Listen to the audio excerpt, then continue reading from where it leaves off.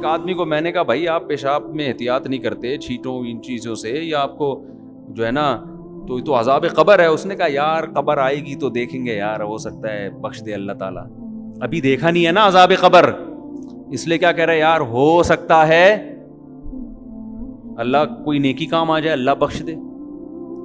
لیکن اگر کوئی عذاب قبر دیکھ لے نا تو پھر یہ کیفیات نہیں ہوں گی, پھر تو وہ ایسا ہو جائے گا کہ اس کو خوف کم کرنا پڑے گا اس کا کہ بھائی اللہ سے امیدیں. تبھی تو دیکھو نبی صلی اللہ علیہ وسلم سے بہت ساری حدیثیں امیدوں کی منقول ہیں, ایسی روایتیں ہیں کہ عام عوام میں ہم ان کو بیان کریں نا تو ڈر لگتا ہے کہ لوگ اس کا غلط مطلب نہ سمجھیں.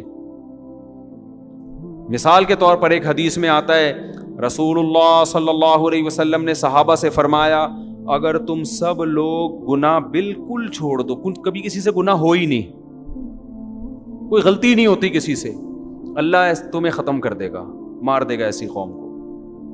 اللہ ایسی قوم پیدا کرے گا جس سے گناہ ہو, پھر وہ اللہ سے توبہ کرے. اللہ کو توبہ پسند ہے, صحیح حدیث ہے. اب اگر صرف آپ اتنی حدیث پبلک کے سامنے بیان کر دیں تو اس سے تو لوگوں کو گناہ پہ جرت ہوگی کہ نہیں ہوگی؟ لوگ کہیں گے یار ہم خام خام میں بچ رہے ہیں بلا وجہ, گناہ کر لیں گے پھر توبہ کر لیں گے, کیونکہ اللہ کو گناہ سے بچنے والے بالکل بھی پسند. کیا خیال ہے؟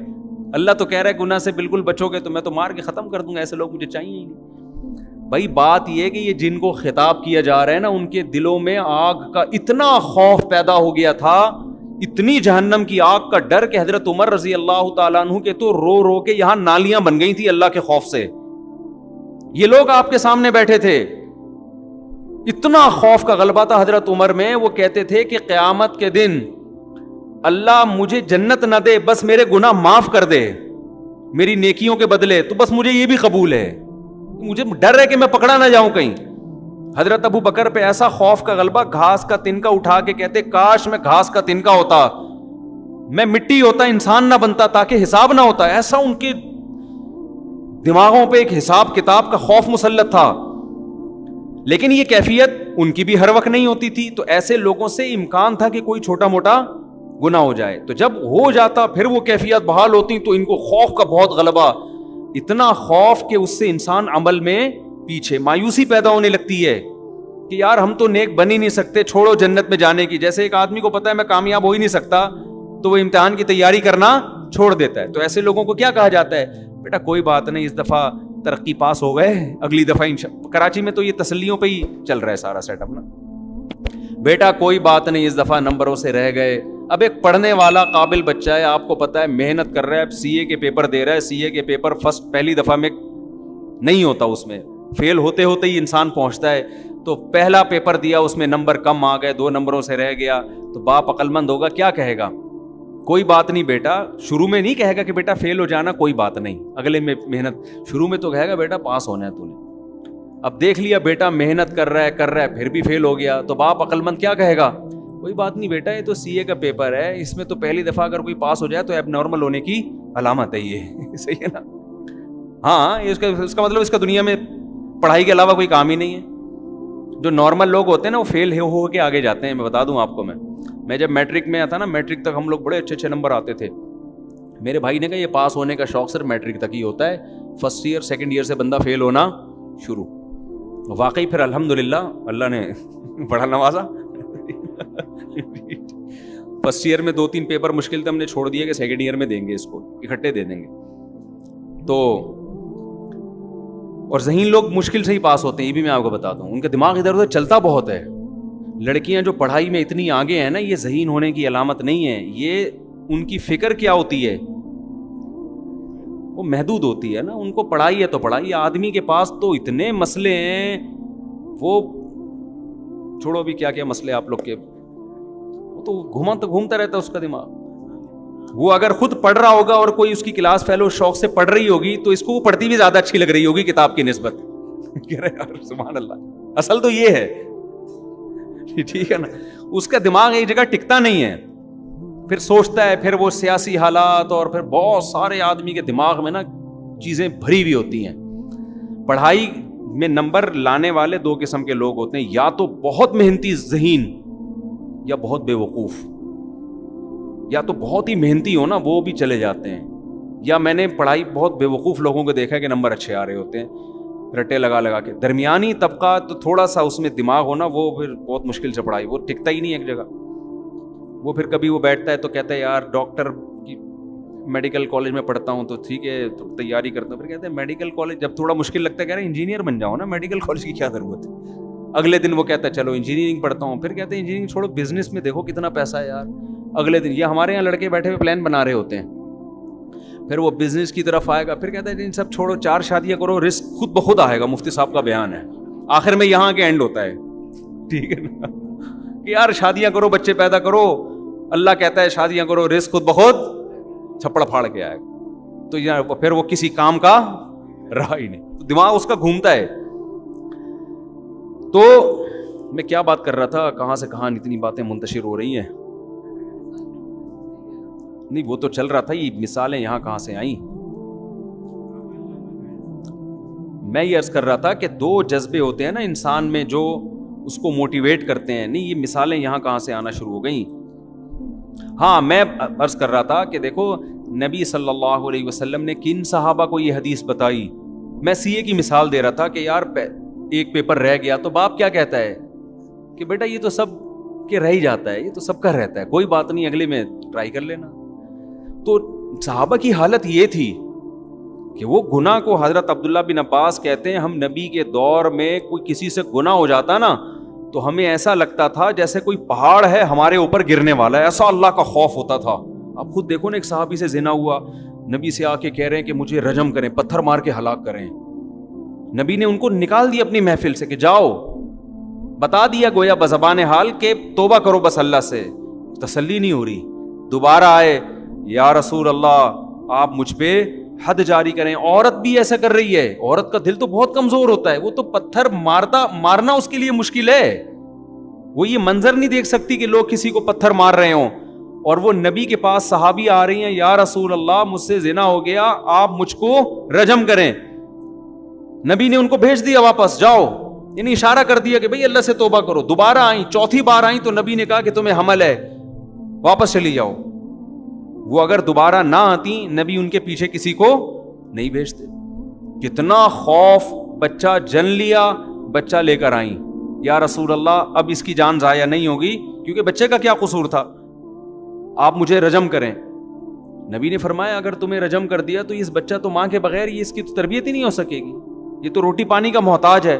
دوبارہ چلے گئی, 7 سال کا بچہ ہوا نا روٹی کھانے کے قابل.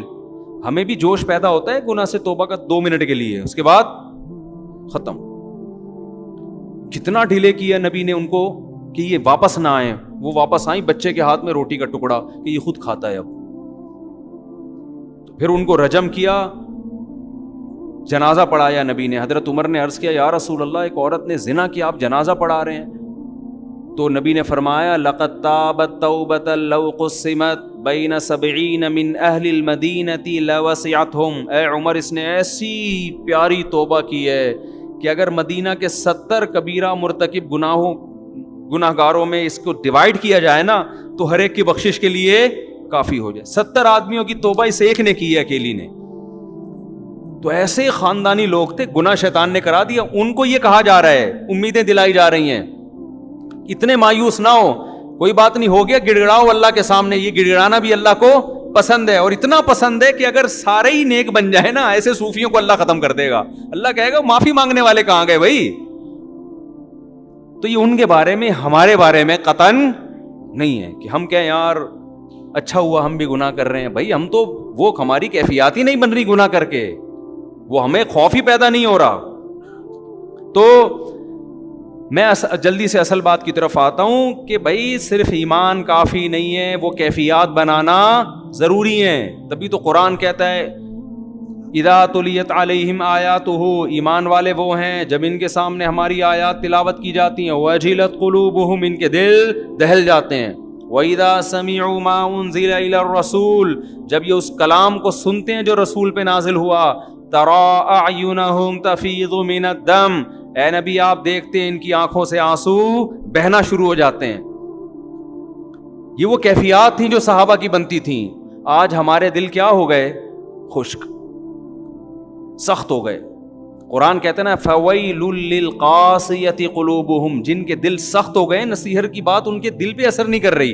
اچھا دیکھو قرآن بار بار دل کا ذکر کر رہا ہے، دماغ کا ذکر نہیں کر رہا. حالانکہ بات جاتی کہاں ہے؟ پہلے دماغ میں جاتی ہے، لیکن قرآن تذکرہ کس کا کر رہا ہے؟ دل کا. وجہ اس کی ہے کہ دماغ میں جب جذبات بنتے ہیں نا تو فوراً اثرات کہاں آتے ہیں؟ دل پہ آتے ہیں. آپ کی بیوی آپ سے کہے نا مجھے آپ سے محبت ہے، آپ کو اگر بیوی سے عشق ہوگا، ایک دم آپ کے دل کی دھڑکن، کوئی اجنبی لڑکی آپ سے اگر کہے کہ مجھے آپ سے بہت محبت ہے، کسی کنوارے چھڑے چھاٹ سے کہے، دل ایک دم کنٹرول سے باہر ہو جائے گا نا، یوں یوں یوں جا رہا ہے، اس کو قابو میں رکھنا مشکل ہو جائے گا، اٹیک نہ ہو جائے، اچھل اچھل کے آئے گا. تو اثر دماغ پہ ہو رہا ہے یا دل پہ ہو رہا ہے؟ دل پہ ہو رہا ہے، دل ہلے گا اس کا. لیکن بیوی صبح سے شام بولتی رہے کہ مجھے آپ سے محبت ہے، آدمی کہتا ہے کوئی تیرے اس کے علاوہ کوئی کام نہیں ہے. وجہ کیا ہے؟ وہ جذبات کیا ہو گئے؟ ختم.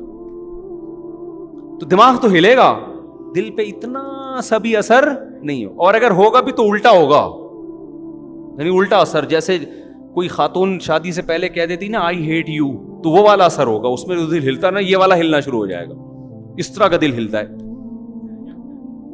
تو ہاں، تو قرآن کیا کہہ رہا ہے؟ قرآن ساری کیفیات کس کی ذکر کر رہا ہے؟ دل کی. وجہ کیا ہے؟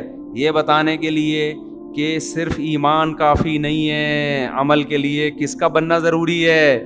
دل کی دھڑکنیں، دل کی دھڑکنوں میں ایمان پیدا ہو جائے، دل کی دھڑکنوں سے پتہ چلے کہ مومن ہے. اب سوال وہی میں جلدی سے جواب دے دیتا ہوں، بہت سوال کر لیے کہ یہ کیفیات پیدا کرنا ضروری ہے، یہ نہیں تو پتہ چل گیا نا، اس کو دم میں آگ لگنا کہتے ہیں. یہ صحابہ کرام میں یہ کیفیات تھیں، تبھی میدان جنگ میں تلواریں چل رہی ہیں. اور ایک صحابی نے منت مانی تھی، اللہ دوبارہ جنگ ہوئی تو دیکھ میں کیا کرتا ہوں. جب دیکھا جنگ چھڑ رہی ہے، یہ کھجور کھا رہے تھے، انہوں نے کہا چلو کھجور ختم کر کے جنگ میں جاتا ہوں.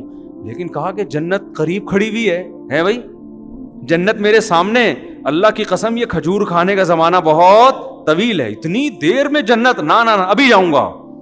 اور لڑے اور اللہ کی راہ میں شہید ہو گئے.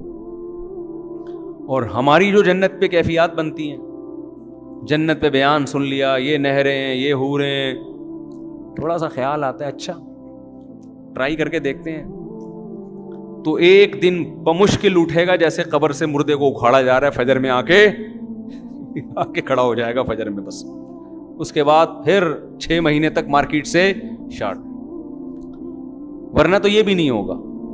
تو دم میں آگ لگانے کے لیے علماء کہتے ہیں 2 کام کر لیں. آپ سمجھتے ہو کیا کر لیں؟ 2 کام. ایک استحضار، جس چیز کو انسان بار بار سوچتا ہے نا، وہ آپ کے لاشعور کا حصہ بننا شروع. وہی مثال دیتا ہوں، آپ کھڑے ہوں اور وہی گٹر کھلا ہوا ہے، لوگ کہہ رہے ہیں نہیں جاؤ، آپ وہاں کھڑے ہو کر تھوڑی دیر سوچیں، بیٹا ذرا سوچ لے، اگر گیا اور پاؤں اندر آیا تو تھوڑا سا کوئی یوٹیوب پہ ویڈیو لگا کے گٹر میں گرتے ہوئے لوگوں کی دیکھ لے. تو دیکھ نہیں سکتا، سوچ تھوڑی دیر. جب بہت زیادہ سوچیں گے نا، آہستہ آہستہ آپ کی وہ کیفیات بننا شروع، آپ کے دل میں خوف پیدا ہونا شروع. آپ ماشاءاللہ 130 کلو کے ہو گئے، گول ہو گئے، اب آپ لمبائی چوڑائی آپ کی کیا ہو گئی؟ برابر.